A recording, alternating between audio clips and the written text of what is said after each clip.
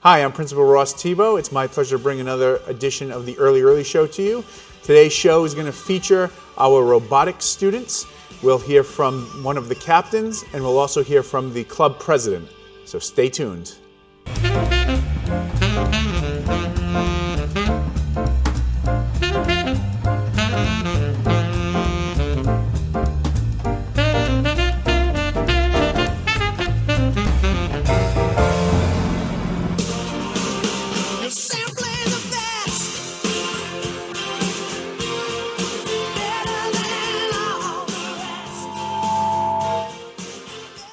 All right, I'm Mr. Tebow here at the Early Show, and I have two fabulous guests from the Dartmouth High School Robotics Team. I have Vebo Dubé and Mr. Michael Anderson. Welcome, gentlemen. Thank you for having us. It's my pleasure to have you guys here on the show this morning to talk all things robotics at Dartmouth High School. But first, we were talking before we started here, and Mr. Anderson has a burning question. So I know you can't see it, but over there it says break a leg and don't drive to Boston with Mr. Parati. And I want to know why I shouldn't be driving to Boston with Mr. Parati. Sure. So Mr. Parati and the DHSTVmedia students had an opportunity to present at Learn Launch, which is a international conference up in Boston. And Mr. Tebow was supposed to drive, and that probably would have been safer, except that I had a tire that had a blowout. Oh, and no. at the last minute, Mr. Parati had to drive. And I did see for 10 seconds or so, my life flashed right before my eyes when Mr. Parati took a right-hand turn from a left lane across a couple of lanes of Boston traffic. God. And then I felt very badly because a few minutes later, a nice senior citizen who had been driving behind us stopped on a dime to let Mr. Parati get in front of her because she had seen how aggressive his driving was. But anyway, that's a story for another Glad show. we're all here. That's good. That's a story for another show. So, gentlemen, talk to us a little bit about robotics. I know you two have been involved since it started here at Dartmouth High School. A little after that. Okay. But yeah, absolutely. So robotics, we are in this program called FIRST, and FIRST, and it stands for Inspiration and Recognition of Science and Technology. That's a robotics organization. The head is Dean Kamen, and it has levels of robotics. So like it has FLL, FTC, FRC. So like it has a different skill level of robotics. So we are in the FTC. We can be in FRC, but we are in FTC, First Tech Challenge. And each year we have a different challenge because if it was the same, we already know what the best robot looks like. So by changing the challenge, it keeps you fresh every year. Absolutely. And gives you a new problem to kind of tackle and think creatively and critically about. Absolutely. Problems. Plural, yeah. Yes. So how many of your classmates are part of the robotics team? And actually teams, right? Yeah. So when I first started, when we both started freshman year. There was one team, 7571, because each team is numbered when you sign up. That's because you guys love numbers, right? Of course. Yeah. And then we ended up growing so big. So many members joined our sophomore year and then into junior year. So our sophomore year, we came together and said, well, maybe we should make two teams, and then we can both work together for one program, which is Dartmouth High School Robotics. So that's what we ended up doing. So now we have 7571 and 13406. I'm the captain of 13406, and Vebo is the president of the club. Excellent. So this year, each year, you set up a practice field of sorts, right? Yeah. Could you talk a little bit this year? It's my understanding that you guys still meet as a club after school, and you commit a lot of hours after school. Yep. But I know that you've also taken advantage of the PACE period, which is new at Dartmouth High School this year as well, right? So for those of our parents or community members watching, PACE stands for Personalization, Advisory, Support, and Enrichment. And certainly the work that you guys are doing in robotics would fall under the personalization piece because you guys love robotics, but it's also falls under the enrichment piece of that purpose for that period as well. And we're going to go live to them in just a second, hopefully, if our technology holds up here. But could you just talk about how you guys and your classmates have used PACE to really focus in on the robotics competitions this year? So for PACE, generally, we have about 45 minutes to get work done.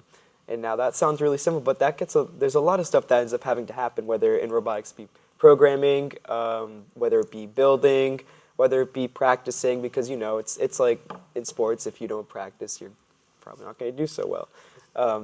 So we end up using a lot of our PACE time dedicated to practicing and dedicated to building, and also dedicated to doing the stuff that you don't really want to do at like a normal meeting, because I know I end up having to solder a lot of electrical things, cables together to circuit boards and stuff. I was just doing it yesterday during PACE.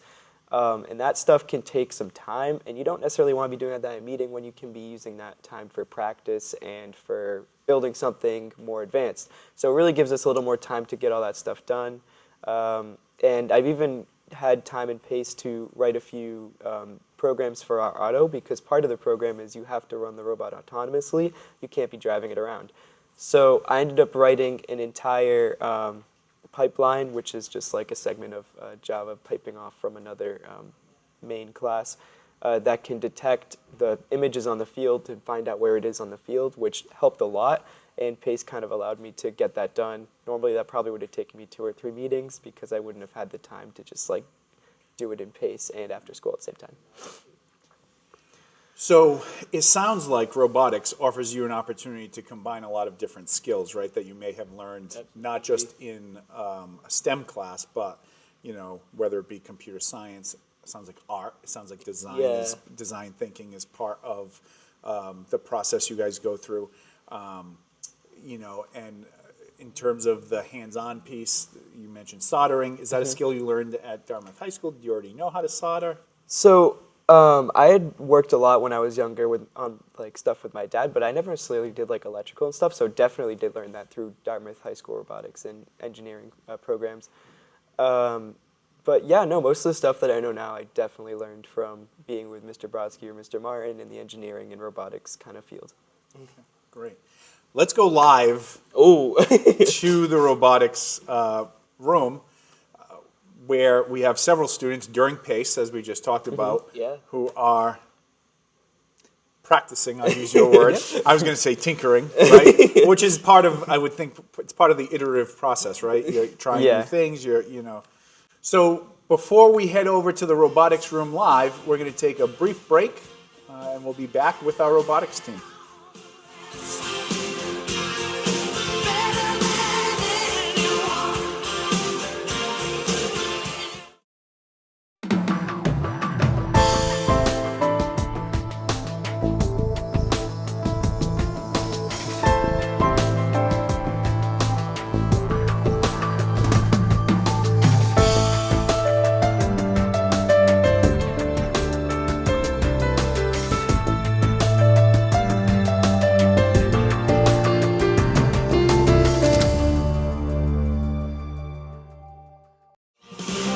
You're simply the best.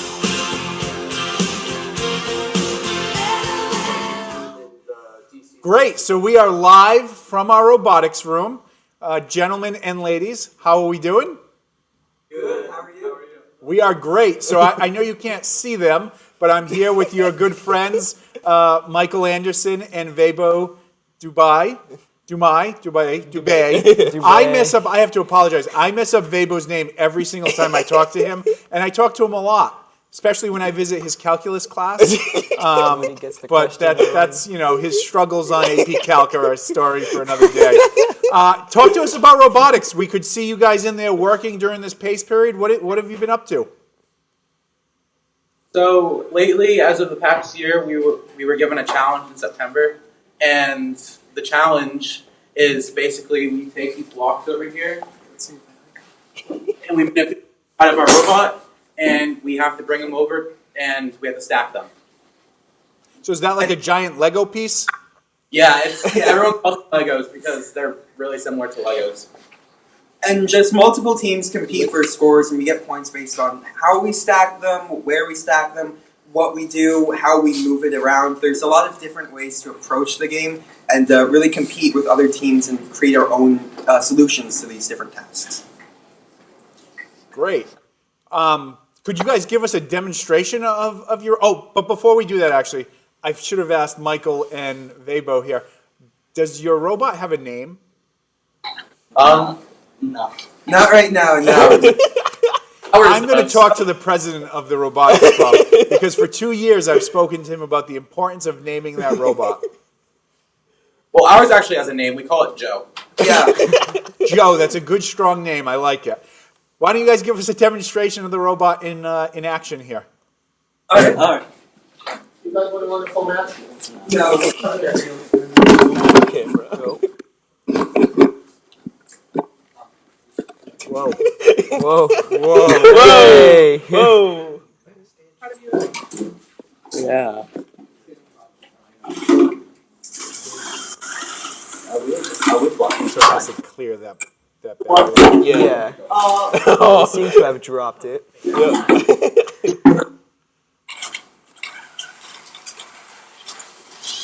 So they're trying. Oh, there's 2 of them. Yeah. There's So each team has their own robot, and as you can see, they're both trying to like pick up those blocks and get them under that bridge right there. And that's because you'll get 2 points per block under the bridge, and then you have to stack them, and the higher you stack them, the more points you get. and because it's lower. Was that's- that 3 robots in there now? Yeah, so we also Yeah. have, so Mr. Brodsky also teaches a Robotics 2 class where they teach the basics of building robots and programming them in Java. And so that is one of the Robotics 2 robots that's running around the field right now. The 2 big ones, like this one that they're zooming in on, and the one that's green over there, is the 2 club robots.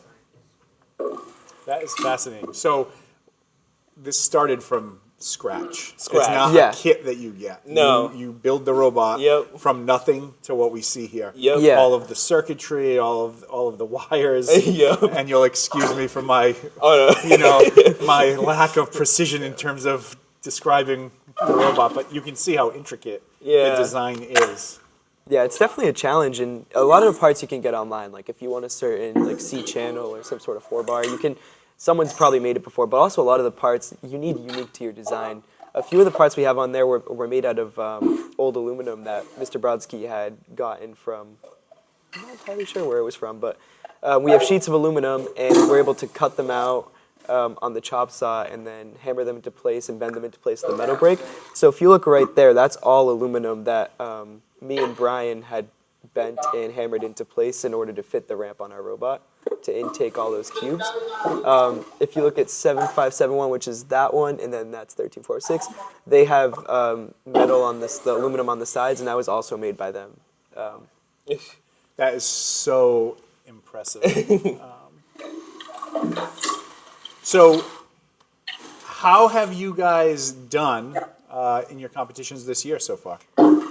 So And don't be humble. no. So each team has to go to 2 qualifiers, and they at least have to come in the top 4 or win like a really important award. Like one of the awards is Inspire Award. So even if you come last in the competition and you get that award, you're qualifying for the next level.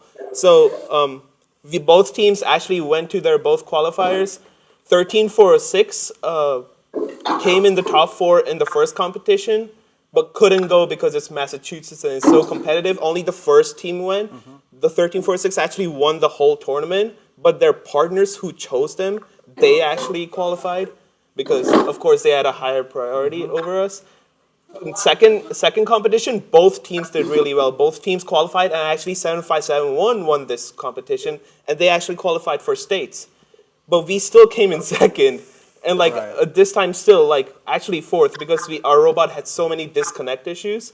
Okay. So, but we were actually put in a lottery because we did so well in both competitions, and we actually won that lottery. Oh, that's good. So both teams are going to states again, which is on March 7th. On March 7th. So one of the things I know about the first robotics is that the further you go on, the Yeah. more expensive it becomes. Oh, absolutely. Because not only do you have to continue to tinker and add to your robot, but you Yeah. also have to pay for transportation, Yeah. entry fees and things like that. So I'm going to put out a plug for anyone who's watching in the community.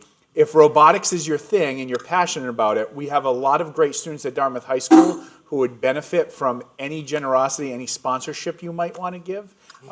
These kids work extremely hard, and it is one of those things that it's expensive. Yeah. So if robotics is your thing out there in the community and you'd like to see our students continue to compete and move on, please consider making a donation to the Robotics Club. I know that all of the kids would really appreciate it, and so would Coach Brodsky and Coach Lauer.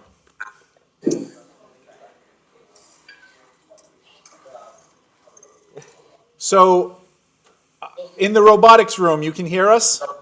Yeah. What's the biggest challenge you guys have come across this year? Probably managing these big here slides. As you can see here, it's what's letting the arms move up and down there. And getting those to work has been a huge challenge for us lately.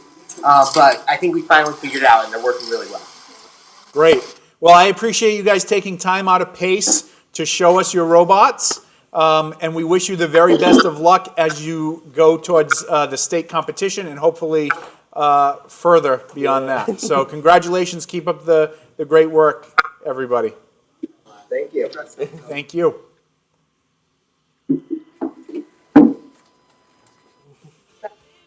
And I think we'll go to one more break, and then we'll wrap up with Vebo and Michael.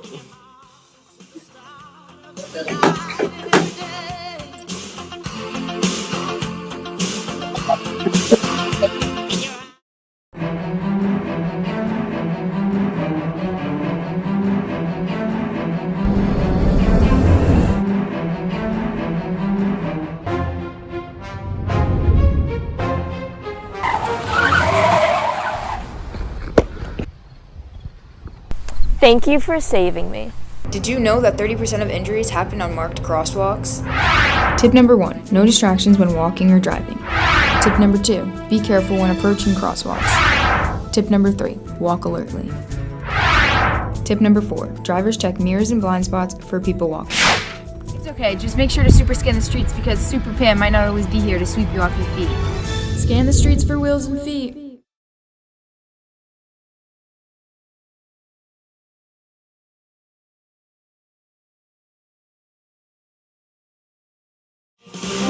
You're simply the best.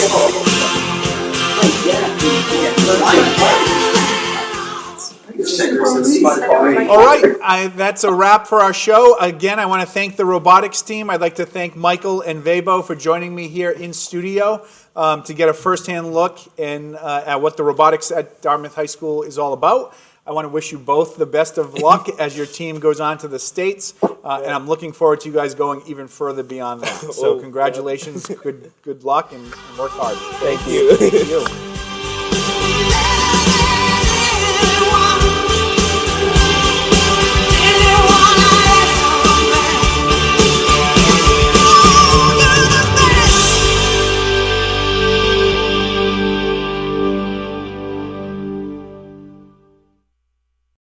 Coming up on our next show, you'll hear from the Director of Technology himself, Mr. Jonathan Galashaw, about all things tech here at Dartmouth High School.